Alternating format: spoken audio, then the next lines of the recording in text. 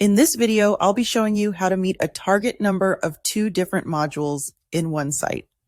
This is going to require some math and a bit of trial and error. First, you'll need to figure out your tracker configurations. So you'll take the number of mods you have available. For an easy example, let's say you have 10,000 of module type A and 6,000 of module type B, which I've already made in my catalog here. I'm keeping it generic for this example. I've made both of these trackers 5 strings, but this can work with any configuration that your project requires. Now that you know that, you can choose which tracker and module combo you're going to use in your project.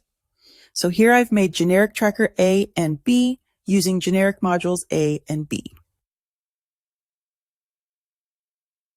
Then you'll figure out what the target DC for both mods are and use sub areas with that target DC set. You'll probably want to start by drawing a big sub area over your whole site.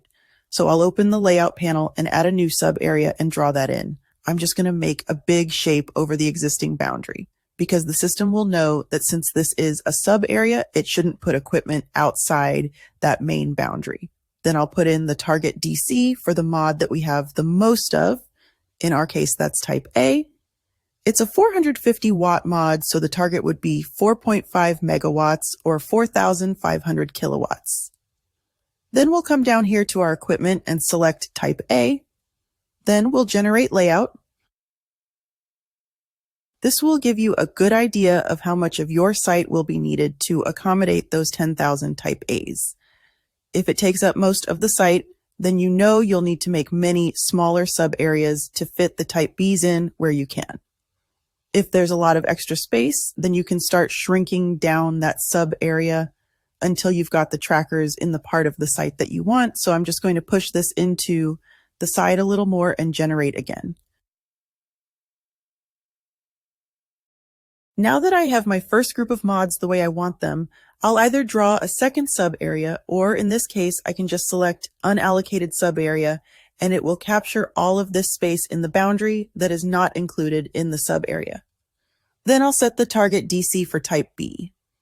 It's a 550 watt mod, so the target would be 3.3 megawatts or 3,300 kilowatts.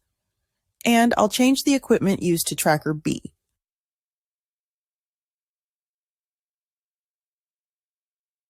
And before hitting generate, you'll want to check your roads. If sub area 1 has a road that you would like to keep, you can select the road, then hit tab and T. You will see that anchor points are now visible on the roads, and when you click on one, you can grab the red arrow on the gizmo and drag it across. The arrow will keep it straight on the selected axis. If the road isn't exactly where you'd like it, you can use the gizmo to move it around on your site. Once your roads are where you want them to stay, you'll come over to the roads menu and you'll want to select existing. Then at the bottom of the menu, you can select roads from list or select from scene. When you generate your second sub area, it will take that existing road into consideration.